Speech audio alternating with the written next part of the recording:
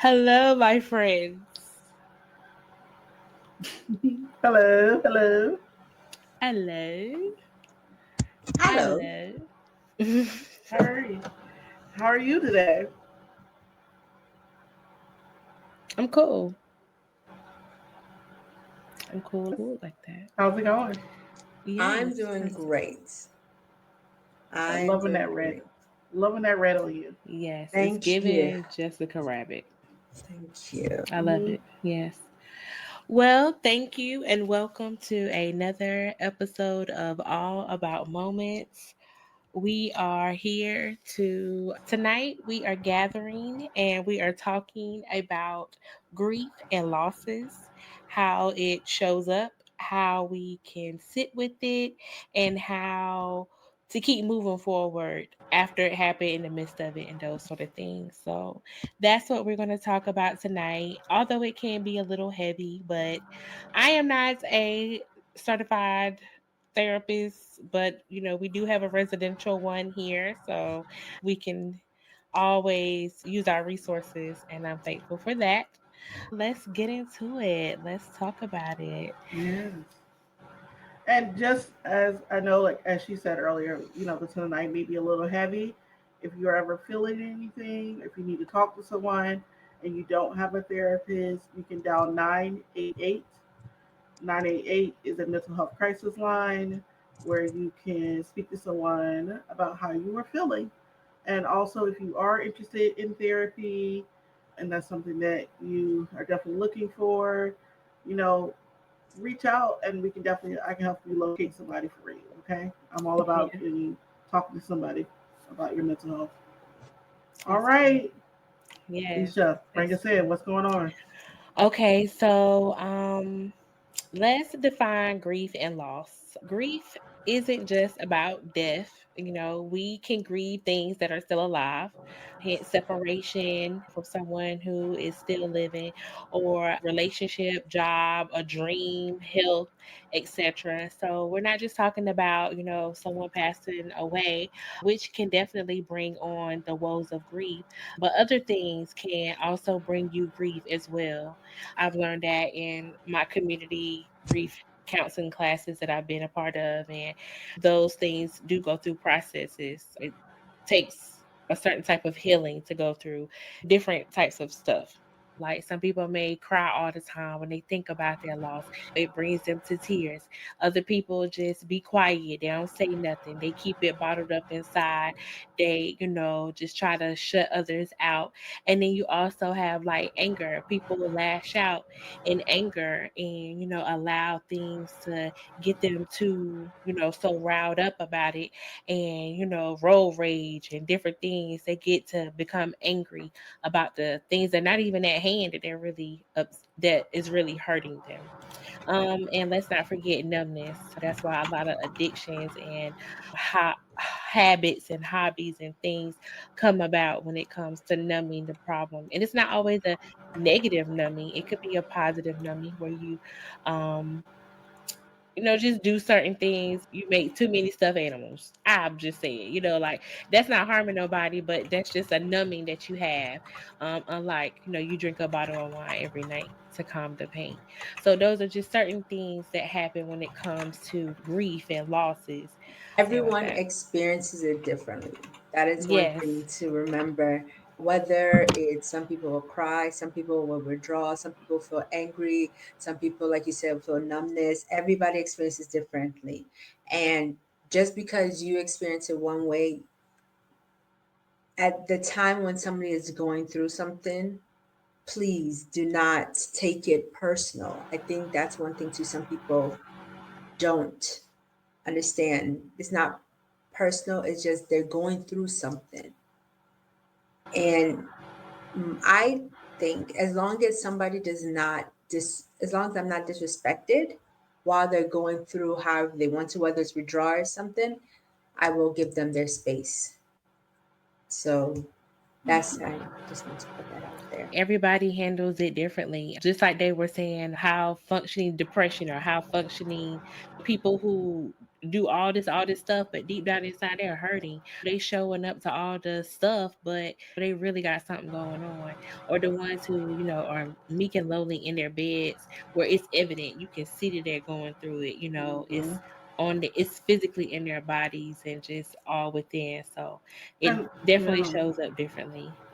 and Yeah. some people, they grieve by like distraction, by Hmm. digging into their work and being more workaholic, so they don't have to think about their grief. Some Yeah. people, cover up their grief with substance use, right? Hmm. So yeah, everybody grieves Yeah. differently. I think the most important thing is that you're allowing yourself to grieve, right? That you are not Yeah. covering up. You're not trying to distract those uncomfortable feelings, right? Hmm. Because of grief, right? Because you don't want to feel sad. You don't want to miss the person. So you cover that up by using the substance use, or you cover that up by working, or jumping into relationships and just trying to, not deal with the breakup. Yeah. Yeah, absolutely. I can understand that for sure. What made Um, you? I guess my question was like, yeah. why did we want to talk about grief this time? What, you know, what, why grief? Why now? I want to do it because we're getting ready to approach the holiday season. I know that we're leaving out of the summer month and headed into the fourth quarter of the year. So I wanted to be able to, even though it's not on the forefront of a lot of people's mind, but it can somewhat be um, on the horizon, because you don't want anyone to be lonely around that Hmm. time of the year. I know people be like, "Oh, I'm good, I'm good," da, da, da, da. But sometimes things may get to you. You just never know. Just having the life of family that's around. So I just wanted to kind of hint around it so that before we get there, that people know that they are not alone. That's what I wanted to do. Yeah, and that's a great point because as the holidays are approaching, everyone's thinking about family, right? Everyone's thinking about getting together, and obviously, with that being said, you do think about loss, like who you're not going to be getting together with, and so grief does come up for a lot of people, and loneliness does set in, particularly if we're talking, if that person that you're grieving with was really a very important person in your life, right? That loneliness, a lot of people don't have family to go to, and sometimes I think we do forget that as we're out there shopping and making plans, there are people who don't have anyone to go to for Thanksgiving, for Christmas, or any other holidays, and so their grief starts to set in. But I'm glad that we are having this conversation. One thing to remember is that I would say for this holiday season, I'll just put my experience out there. One of our family members who was really close to us, he passed away during the holiday season time. And it was really, really hard. And sometimes I still, it's not even the whole year, but during certain situations, I still remember, like sometimes like, oh, if he was here right now, he might do this or whatever, or for anybody at all. You just remember those little things. And the people who are all alone, that stinks. The holidays can feel heavy, especially when you're grieving. It just stinks. But I think one thing for people to remember is just take one day. Whenever somebody, I'm just going to say my quote, just take one day at a time. And how, again, we talked about the feelings, on your feelings, and then but I'll also allow joy to slowly return into your life. You don't want to be grief. You don't want to be so sad to the point that you're depressed or whatever, and you're all alone.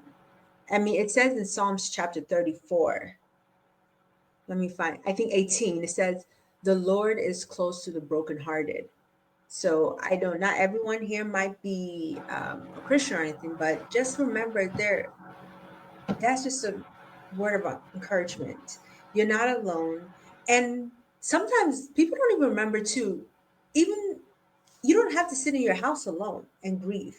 You don't have to sit in your house alone during the situation. You can go to, somebody told me that they go to a coffee shop and they just sit there, make sure people are around them. They go to a coffee shop. just so that they have people around. Doesn't mean any of them talking to them. Thank you for sharing that about your family for sure. And I know that, just like you said, joy, even though you have experienced a loss at a time that's supposed to be celebratory, you still can find joy that Uncle such such did this.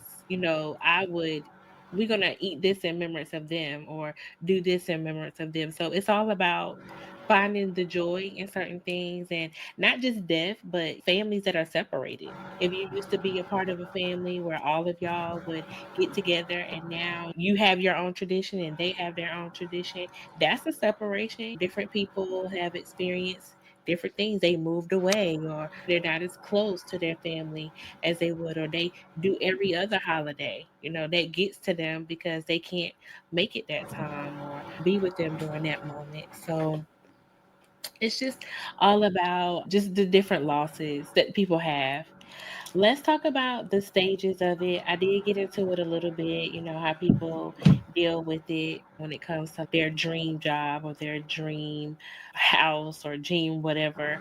And they experience a little denial, a little anger, a little, they start to get a little depression or something, or a little anxiety where it's not always like you got to shake it off. You know what I mean? You got to keep moving. You can't allow those things to allow to be a stumbling block for what you have, because you still have to keep living. You have to allow yourself to also feel the feels, but also move on. So should we tell them what the 5 stages? I think there are several stages, right? Oh, For that. yes, Mary, you want to tell us the 5 stages? Do you know? Yeah, we can talk Oh, about the yeah. stages. And the stages are not like linear, right? It doesn't like, you move from one stage to the next stage. Sometimes you spend a lot of time at one stage, you jump to one stage and you go back, right? Um, Hmm. and so recognizing that there's definitely no time frame on any of these stages. I think it's really just about like you allowing yourself and being in the moment, like being mindful of each stage that you're at, having that support system. So first you start off with the now. And what is the now? Like I think in anybody, like shock, just disbelief, right? Of course, that's probably the first stage for everybody, where you just have a hard time believing this person has passed, and it hasn't really hit you yet, it hasn't settled in. Then there's the anger, and you don't. You can be angry with life. If you're spiritual, sometimes people are angry with God. Some people are angry with the person. Or if let's say you lost a job, you angry at your boss, you angry at the system, you're angry. Then there's bargaining, right? Like if you can bring this person back, I'll do this. Like take me instead of this other person, right? Like God, if you can give me my job back, I will go to church every day. Well, not every day, but I'll read my Bible every day, right? Mm-hmm. Then depression set in, and that's what I think a lot of people, when they think of grief, they think of depression, right? And I used to do a really good job of talking what depression can look like. But depression looks differently for everybody, and so just recognizing that really it's just about being there for anyone that's going through some form of grief. And then the last part is acceptance, right? Like that's what Aisha was saying, like you're moving on. You're not forgetting about the person, right? Grief is just not pretending like that person didn't exist or this thing didn't happen to you, but is accepted that it has happened. And how do you move on in life without this person being physically here, right? What's the next chapter of your life as this person no longer is present on this earth, like, right? But spiritually, they're always around. And so that's the part where, like, we want everybody to get to that acceptance phase. But I think though with acceptance, this is just me throwing it out here.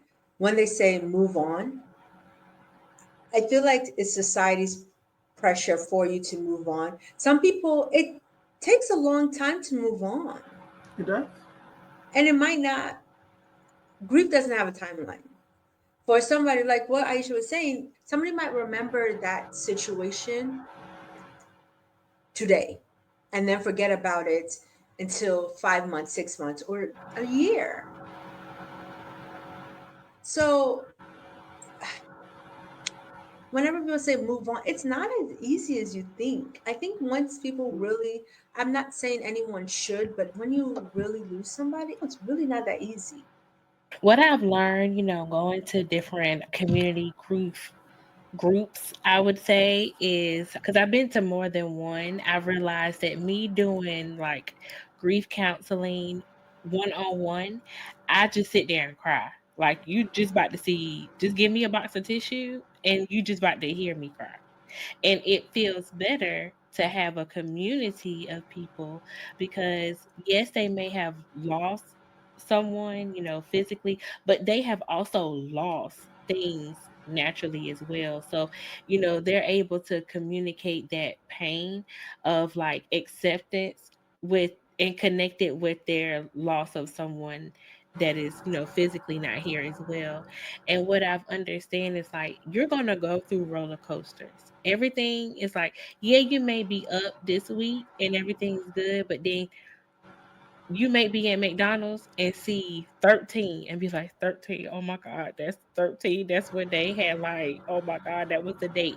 That will set you back and you would just all of a sudden feel like, whoa, the woes of just sadness or grief or just depression or shoulda, coulda, wouldas, had I did this or had I done that, or, what if I had, did it this way, or what if I had, things start to rehearse back in your mind on what could have been, when that's only going to set you back, of course, to a deep hole, to depression and bargaining, because then you going to start doing things that naturally wouldn't do.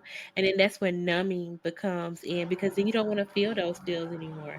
You're ready to feel happy again, you're ready to feel yourself again, so you begin to numb that for temporarily, you know and those things are just doesn't go away. You haven't addressed them. And then you're trying to jump certain stages. So, just not allowing it to linger, just to feel the feels. Like if it takes you forever to get over that, then it just takes you forever to get over that. And just understand and just use the tools and practices you can so that you can become stronger, because the goal is to conquer it. That's the goal. Like Mary said, to accept it. Like, yeah, I may not like it. It's hurtful, but I'm going to accept it so that I can be able to move on with my life and enjoy the things that God has promised me. Clearly, I still have purpose here on this life because God has Mm-hmm. woken me up each and every day. So that's the goal. Like, to conquer it. Like, to, yeah, I'm gonna be up, but if somebody play the wrong song, I'm gonna be down. And And that can or if, happen. somebody cross me the wrong way, or somebody say the wrong thing, or if I got a question and I only feel that someone who is not here can answer, I'm gonna be down. But I am gonna be up because I can go back to my heavenly Father, and I also believe that the Holy Spirit is also a comforter that can help us through certain things as well. But I don't want to go that deep. I don't want to go that deep. I don't want to get inside that. Mm-hmm. A question that I have is how society sometimes expects us to get over it so quickly. Like how people around us be like, dang, I mean, it was just 6 months ago. Like, didn't you leave him already? Like, I thought you'd be happier. They think, just that I thought you didn't like that job anyway. I think Just for, what are can you you saying for do? the society kind of Yeah, for situation? society, or just how society expects you to move on, how society expects you to take a licking and keep on ticking. Well, some, it might be because they're not experiencing the same pain that you're experiencing. So they just assume you just gotta just move on right away. Society's like the train is moving. You're in it or you're not. You're coming in or not. And let me jump on that and say, to those people that may or may not have an opinion about that, is that let's see what you do when it happened to you. And you're not Hmm. going, first of all, as it used to be told to me, you don't believe fire burns. Or not just that, it's just, you know, you're not going to understand it until it's your people. You know what I mean? Mm-hmm. Until it hits down your row. And then that's when you're going to want everybody to be sympathetic for you. Come on, I'm preaching already and telling people, oh, come see about me. But when it was somebody else, huh?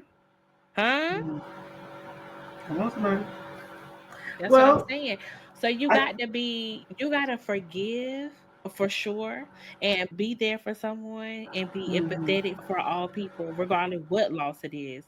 Whether Right. they lost their dog, whether they lost a grandparent, it doesn't matter. You want somebody to be there for you when Mhm. something happened to you. I think the pressure comes from a lot of people are uncomfortable around grief, right? Like we don't talk about loss a lot, right? Particularly death. The way that our society deals with death, we don't talk about death, right? Even in the healthcare system, like we're always talk about like saving people's lives and it's going to get better. There's this cure, but we don't talk about death, right? In that process, how to like plan for it and how to deal with death. And so when death is here and knocking at your door, and people are like, they just don't want to have to help. Like, I don't want to see my friend in pain, so I just want them to feel better. Unfortunately, grief is a part of life, and so a part of being in someone's life, being a friend with somebody, being in love with somebody, is that you are there with them when they're dealing with these horrible moments, uncomfortable feelings, right? When they're grieving. So you're there with them while they're going through grief. And so I wish there was like a lot of us learn how to be supportive when someone is grieving, right? Like there was a grief support class, and I wish a lot of people would take it. Hospitable, Mhm. hospitality. That's what it is. You know what? Maybe when I get a little older, I'll write a book on it. But Me I've too. always thought about like I'm not saying I have the best manners, but I pride myself on making sure that I am mannerable, I am empathetic. I try my best to make sure I'm there to give, to share, to let people know that you are important to me. Hmm. And I've said this, especially after losing my parents. I Hmm. have said to my friends, and I'll say it again publicly, if you go before I do, I'm going to check on your children. I'm going to check on your family. I'm going to check on the people that loved you and that you loved. And then also because I know how it feels for people to say they love you and want to be there for you and then they don't. Hmm. You ain't you ain't seen them since the last time they was at your funeral saying that they was That going to be there for you. that is the scariest one right there, when they do not. And you know what, life happens to them too as well, but Yeah. That's that is it. the scariest one. When That's okay. So Hmm. that's And why that's okay. sometimes I feel like, for me, I'd rather you not tell me anything than to tell me something and I'm expecting it. But I'm starting to learn though that everyone goes through something, and maybe at that moment they could help you out, and then situations happen to them and they I, couldn't. yeah, I remember That's counseling someone through their grief. They lost their spouse and they had a child, and they were saying like everybody was around like when it first happened. Like there was everybody was at the house, right? And 6 months afterwards, they couldn't find anybody, and that's when they really, really needed somebody, right? And because he was like, yeah, the first day everybody was there, funeral time, everybody was there.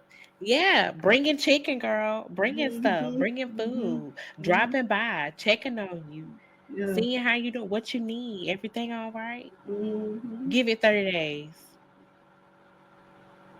Hmm? I don't hear nothing. Hmm? You ain't heard from nobody. Cat, dog, Mm-hmm. nothing. Hello, hello. Yeah. So that's Nothing. when you really need somebody, right? And that's when you need somebody. It's aftercare. Mm-hmm. Yeah. I'm gonna get a certification. I'm gonna do what that says a little about my life, and I'm gonna make sure because I do feel like people need to like. You just gotta have a mannerism about yourself that shows you care. That's all I'm You gonna can say. be a And peer I support. don't. You can be like a peer support for grief. I thought about it. I don't got no You should. certification. Do you need one? No. We'll look it up. We'll look it up. That's Anyway, what. let's move on. Yeah. Along with this, and just like we talked about how I do grief counseling, community, that is a part of coping and healing. The best we can to navigate. And what I like to do is journal. I enjoy my prayer time, my standing prayer time with God. Community, I'm gonna get better with that. Of course, I have a group of homegirls, excuse me, who I enjoy getting to hang with. And yeah, that's about it. life is life. Yes, it Yeah. is. I don't really like that saying, but I guess it'll stick No, for I now. Yes. Life because It is like is that. life. life is life, and whether you like it or not, it's going to happen. It is. Whoever is close to you, if they pass away, it happens. You just have to Yes. figure out. And the unfortunate thing is, you just have to put on your big girl, whatever, and you just have to move on. Yes, you can still Yes. grieve, but it's sad. Whether you Yes. journal, whether you pray, it's just sad. Yeah. It Yeah. is. People around you, you feel like will be there, they're not. You see reality. They But I can. think I Yes. think we should Yes. go to our moments of reflection though. Like what have we taken away from this amazing discussion? And honestly, if y'all want to cry, cry. I got Yeah. tissue right here, I literally. know I got Cause I Yeah. tissue am a here. crybaby. I don't mind, and I don't mind crying with others. I know that crying, tears is also an expression, and it's a scripture for that as Release. well. That God, He actually bottles up your tears as a prayer. And I tell people that you know your your tears are liquid prayers to God. When you don't have the words to say, God understands. And this is not supposed to be like, and I'm not sure why it turned into like a spiritual moment, but those are liquid. Oh, I think I found it. It's Psalms 56 and 8. Um, you keep track of all my sorrows and you collect my tears in a bottle and you record them in your book. That's something to hold on to as well. But also know that you are try to see yourself. My pastor would say, see, I see myself. See yourself beyond your griefs, beyond your sadness, your disappointment. See yourself being full of joy, full of purpose and of love again. Even after you've been on that job for so long and they decided to let you go, find this as a new stepping stone for you to find a new purpose, a new identity with yourself. This is not the end. I have a good friend that says everything happens for a reason, and it does.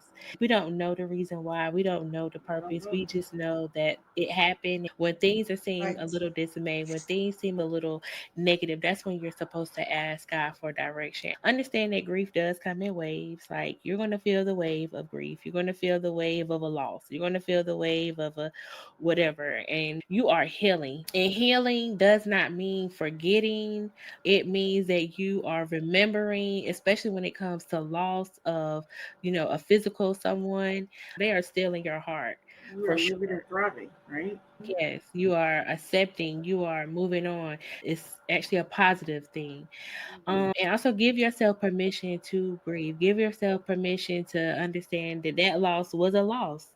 Yeah, it is totally Yeah. okay to not Yeah. be okay. And, sometimes we feel like, I know for me, I'm just, I beat myself up a lot about it when I feel Yeah. grief.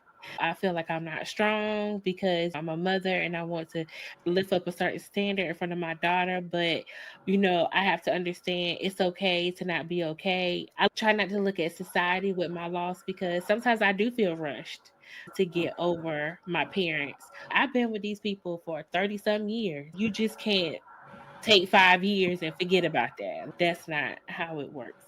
It's okay to have those emotions and feelings in front of our kids, right? Because we want our kids to be able to see us processing emotions so that they can learn how to regulate their feelings. If we're constantly hiding, then they're going to recognize, like, okay, this is something that my mom or dad or grandparents can't handle, right? So to be able to show them that, yes, I get sad sometimes, I get frustrated, I get angry, right? And let me show you how to regulate this when you are angry. It's a role model for them so they can learn how to work through that same process. And kids grieve too, right? And Yes, absolutely. kids will grieve, so they need to know how to like work through their grief and all these like big feelings that they have. What do I do with all these big feelings? Yeah, yeah. I didn't believe it at first, that children or babies, honestly, I did not believe it that babies grieved until, you know, I lost my mom when R was like 1.5. So like she would just not stop crying. And I did everything. And I remember my dad saying, like, she knows. That's all my dad kept saying. And as soon as I like tapped into that and understood that she knows, I was able to like channel that to be, there for her instead of like she needs something. She's a baby. I'm trying to like cater her needs when it was like actually an emotional need. So that was, I think, a level up for me and Aria when she was a baby. Mm, But now I not saying that I hide my emotions, but those deep down, like I can have a hard time, and I know we don't lie, but I can have a really hard time where it's like I can't get it together. I don't want her to see those moments. I don't want her to mm, see, me really having a hard time. Yes, we cry together, we share memories, we do certain things, but those like deep down hard moments, I mm, don't want her to see that. It will scare her. And I don't want mm, to scare her. I know because if I go there, I don't know how to bring it back. And then I don't that's a whole thing. but you do So go there. You have been there, and And you have yes, brought yourself I out of have. it.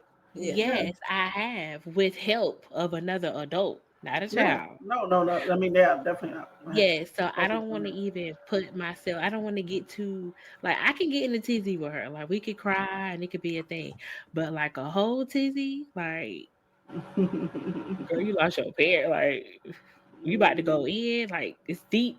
I don't Yeah.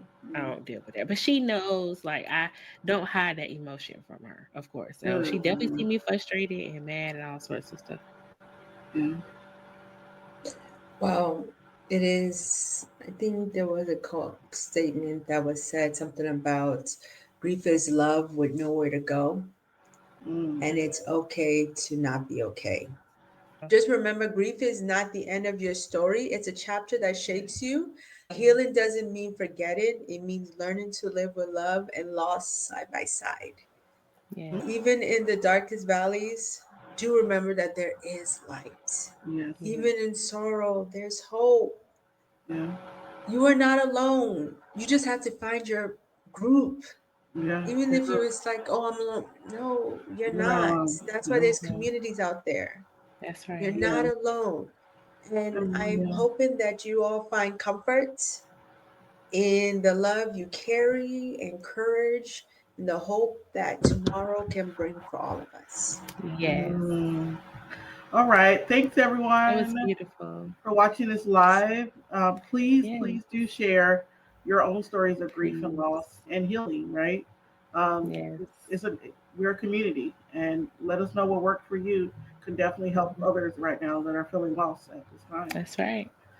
Don't forget to like, share, and subscribe to All About Moments, and we will catch you at the next Catch you moment. at the next moment. Bye bye.